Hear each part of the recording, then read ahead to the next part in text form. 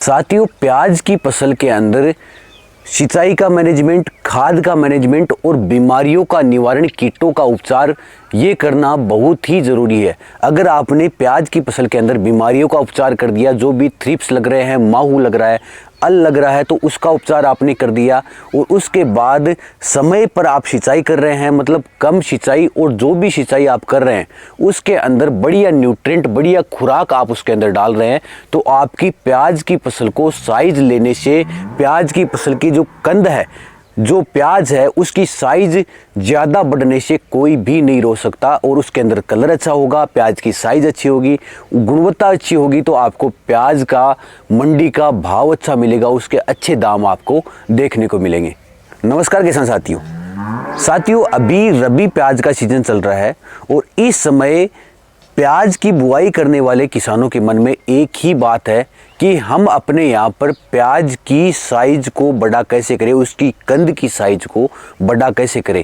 क्योंकि अगर प्याज के अंदर कंद की साइज अच्छी होगी, उसके अंदर कलर अच्छा होगा, उसके अंदर अगर एक प्रकार से उसकी गुणवत्ता अच्छी होगी, तो अपने को अच्छे मंडी रेट, अच्छे उसके दाम मिल पाएंगे। तो आज इसी बारे में अपन बात करते हैं किसान साथियों, क्योंकि प्याज की जो फसल है उसके अंदर अभी जो जिस प्रकार से टेम्परेचर है, तापमान में बदलाव हो रहे हैं, क्योंकि अभी जैसे फरवरी के बाद मार्च आया, अभी अप्रैल आएगा, तो इस समय तापमान के अंदर काफ़ी उतराव चढ़ाव देखने को मिल रहे हैं, जिस वजह से प्याज की फसल के अंदर जो रोग है, बीमारियां हैं, उनका प्रकोप ज़्यादा हो रहा है।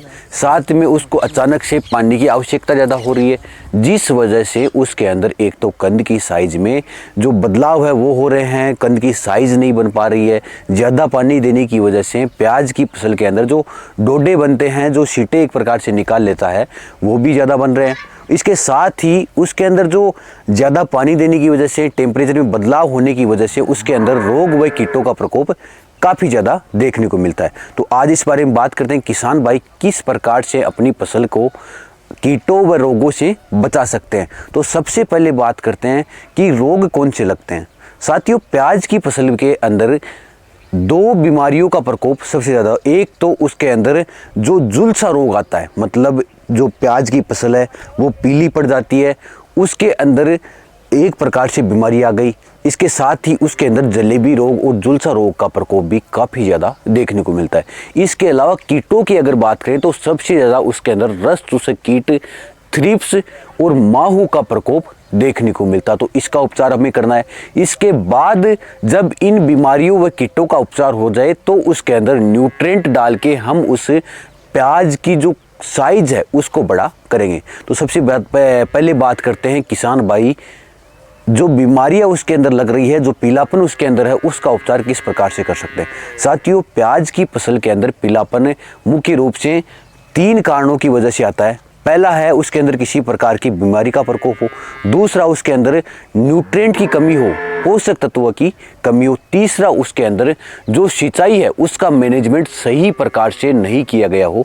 तो आपको प्याज की फसल के अंदर जो पीलापन उसको रोकने के लिए, बीमारियों को रोकने के लिए उसके अंदर फंगिसाइड का प्रयोग करना है, क्योंकि मुख्यतः प्याज पीला फंगस की वजह से होता है, उसके अंदर बीमारियों का प्रकोप फंगस की वजह से होता है। तो उसके अंदर आप अच्छी प्रकार के फंगिसाइड का इस्तेमाल कर सकते हैं, क्योंकि प्याज की फसल के अंदर मुख्य रूप से जो एक तो विल्ट आ गई, दूसरा झुलसा आ गया, तीसरा उसके अंदर ब्लाइट आ गया। तो इन तीनों के बचाव के लिए आप हमेशा एक ही फंगिसाइड का इस्तेमाल कीजिए, सुकोया का, जो इफ्को एमसी का आता है। उसके अंदर साल्ट की अगर मैं बात करूं, क्योंकि कई बार कई उत्पाद नाम से नहीं मिलते, तो आप एजोक्सी प्लस टेबुकानाजोल उसके अंदर आता है, तो उसका इस्तेमाल कीजिए, आपको बहुत ही अच्छे परिणाम देखने को मिलेंगे। इसके बाद बात आती है कि आपने बीमारी जो फंगस की बीमारी है उससे उपचार कर लिया। अब अगली जो बात आती है वो आती है थ्रिप्स की, कीट की, तो आप उससे कैसे बच सकते हैं। साथियों, अगर ऐसी समस्या आपको देखने को मिल रही है, मतलब उसके अंदर कीट है, मुख्यतः प्याज के अंदर रस चूसक कीटों का प्रकोप ही देखने को मिलता है, तो ऐसी समस्या के अंदर आप कीटनाशक का अच्छे प्रकार से इस्तेमाल कर सकते हैं। कीटनाशक में आप डाइफेंथुरोन 50% का इस्तेमाल कर सकते हैं, एसिटामिप्रिड का इस्तेमाल कर सकते हैं, इमिडाक्लोप्रिड का इस्तेमाल कर सकते हैं। इसके साथ ही आप जो थायोलेमिड आती है उसका इस्तेमाल कर सकते हैं। इसके अलावा जो इमिडाक्लोप्रिड अपने 30% में आती है उसका इस्तेमाल कर सकते हैं। ये बहुत ही अच्छे इंसेक्टिसाइड है, इनका आप अपने आप इस्तेमाल कीजिए और अपनी प्याज की फसल को थ्रिप्स से बचा लीजिए। अगर आपने प्याज की फसल को थ्रिप्स से बचा लिया तो आपके यहाँ पर एक प्रकार से प्याज का उत्पादन बहुत ही अच्छा देखने को मिलेगा। अब बात आती है कि आपको न्यूट्रिएंट मैनेजमेंट कैसे करना है, उसके अंदर खाद का मैनेजमेंट कैसे करना है। साथियों, प्याज की फसल के अंदर 2 ही नियम है। एक तो पानी कम देना है और जो भी आप पानी दे रहे हैं उसके अंदर आपको अच्छे प्रकार के खाद देने हैं। शुरुआती समय के अंदर आप बढ़िया उसके अंदर DAP, SSP, पोटास ये आप इस्तेमाल कीजिए, जिसकी वजह से आपको नाइट्रोजन, फास्फोरस और पोटास की उपलब्धता हो जाएगी। मतलब ये आपने न्यूट्रिएंट पूरे कर दिए। उसके बाद बात आती है माइक्रो न्यूट्रिएंट और माइक्रो न्यूट्रिएंट की। मतलब उसके अंदर जिंक भी चाहिए, मैग्नीशियम भी चाहिए, कैल्शियम भी चाहिए, बोरोन भी चाहिए।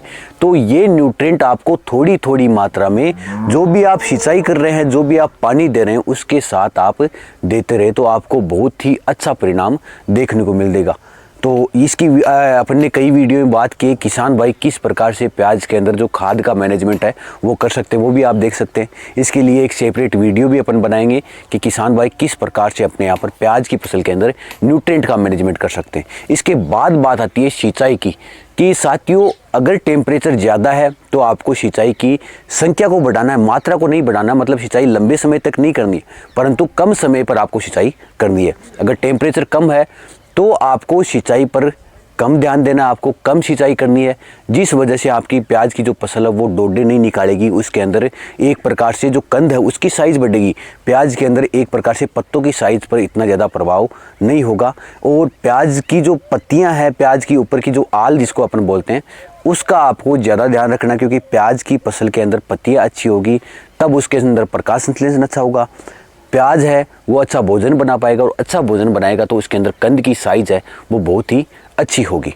धन्यवाद किसान साथियों, जानकारी किस प्रकार की लगी? तो जानकारी अच्छी लगी तो वीडियो को लाइक कर सकते हैं। हमारे चैनल पे नए हैं तो चैनल को सब्सक्राइब कर सकते हैं। साथ ही बेल आइकन को भी दबाकर नई वीडियो की नोटिफिकेशन प्राप्त कर सकते हैं। धन्यवाद।